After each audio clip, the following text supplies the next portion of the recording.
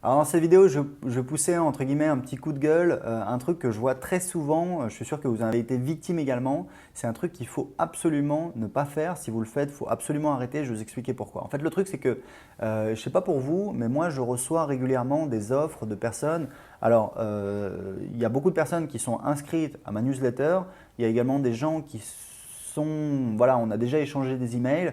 Et en fait, le truc, c'est qu'ils vous envoient un email sur un événement qu'ils font, un produit qu'ils vendent, un coaching qu'ils vendent ou je sais pas quoi. Et d'ailleurs, je vais vous dire un truc, mon propre frangin, mon frère, qui travaille dans l'audiovisuel, il m'a envoyé pareil un email parce qu'il l'a envoyé à tous ses contacts de son carnet d'adresse. Et c'est pas méchant, mais c'est juste un petit peu lourd et ça sert à rien et je vais vous expliquer pourquoi. En fait, il y a deux types de marketing. Il y a le marketing qu'on appelle spray and pray en anglais, ça veut dire que vous allez balancer votre truc partout comme ça et vous allez prier pour que les gens ils voient votre message et ils soient intéressés, ils aient un besoin et ils achètent votre produit, ils fassent appel à vous, ils achètent vos services, etc., etc.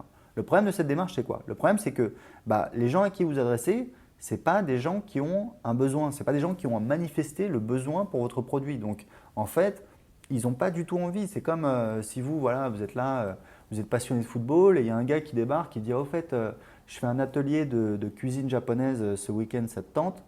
Voilà, ça peut vous tenter, mais bon, a priori, ça va pas être forcément votre truc. Donc le problème, c'est ça. Et je suis sûr que vous l'avez vu passer. Moi, je le vois, c'est dingue. Si vous voulez, j'ai des newsletters, donc des emails. Moi, j'en envoie des tonnes. J'en envoie, je ne sais pas combien. C'est simple, j'en envoie 50 000 par semaine x 3, donc 150 000.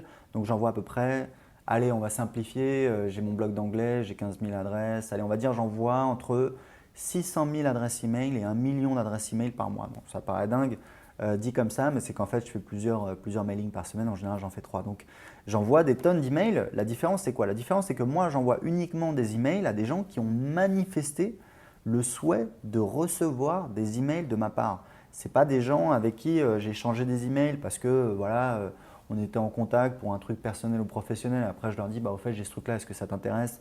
Et en l'occurrence, ça ne les intéresse pas parce qu'on était en contact pour autre chose. Donc voilà, le problème c'est que les gens qui font ça, c'est un petit peu comme les gens dans le MLM, ils vont prendre la tête à tous leurs contacts, leur entourage, etc. Moi j'ai des gens qui sont inscrits à mes listes et qui m'envoient leurs trucs, etc. De toute façon, c'est une adresse que moi je ne consulte pas, c'est mon équipe et d'ailleurs même eux, je crois qu'ils ne la consultent plus. Donc, parce qu'on a une réponse automatique. Mais c'est totalement idiot, ça sert à rien du tout.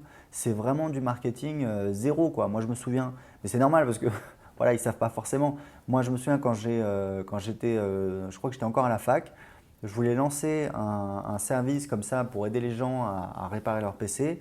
Et je me souviens que j'avais imprimé comme ça des petits papiers et que j'étais allé les mettre sur des pare-brises de voiture dans une banlieue un peu chic dans ma région.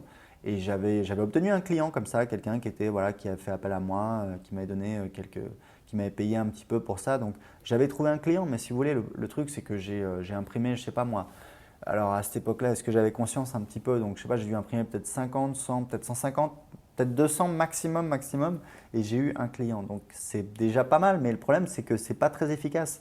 L'idée sur Internet, ce qui est beaucoup plus intelligent, c'est de communiquer avec des gens qui ont manifesté leur intérêt pour ce que vous avez à proposer. D'accord? Donc moi, c'est ce que je fais sur mes blogs. J'ai un blog sur le web marketing, le développement personnel. Les gens arrivent, ils regardent un petit peu. Si ça les intéresse, je leur propose de s'inscrire à ma newsletter et après, je vais leur envoyer des emails. J'ai leur autorisation, c'est eux qui se sont inscrits pour recevoir mes emails. D'accord? Pareil, j'ai un blog sur comment apprendre l'anglais.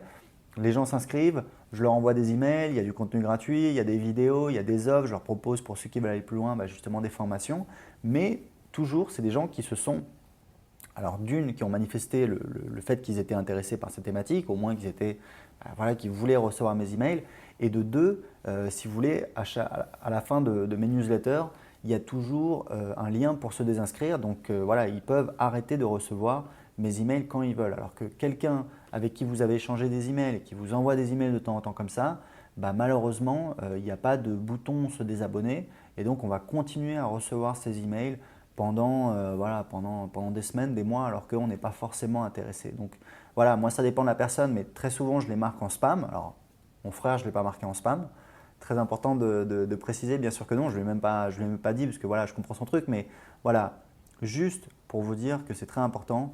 Ne faites pas ça, ça ne sert à rien, c'est idiot, c'est pénible, ça embête tout le monde. Faites les choses intelligemment, publiez du contenu sur votre blog, créez un site internet, créez un blog, publiez des articles pour partager un petit peu justement votre message que vous avez apporté, comment vous pouvez aider les gens, comment vous avez eu des problèmes, comment vous les avez résolus, comment vous avez trouvé des solutions, qu'est-ce que vous proposez, les études de cas de personnes que vous avez aidées, des personnes qui vous ont inspiré, des personnes qui ont réussi là où les gens qui vous suivent, ils n'y arrivent pas, etc. pour les inspirer. Donc voilà, ce n'est pas les idées qui manquent. Publiez du contenu, publiez des articles, publiez des vidéos sur YouTube. Il y a plein de techniques pour ça. Je les partage sur Blog et TV, mais surtout, arrêtez de faire ça, de spammer un petit peu vos contacts, etc. Parce que voilà, vous valez mieux que ça et ça ne sert à rien du tout. Donc voilà, j'ai un petit cadeau pour vous. Si vous voulez créer un site internet rentable, j'ai créé une liste en fait de 32 thématiques rentables pour créer un blog ou un site internet profitable. Pour les télécharger, c'est très simple. Cliquez en dessous de cette vidéo. À très bientôt.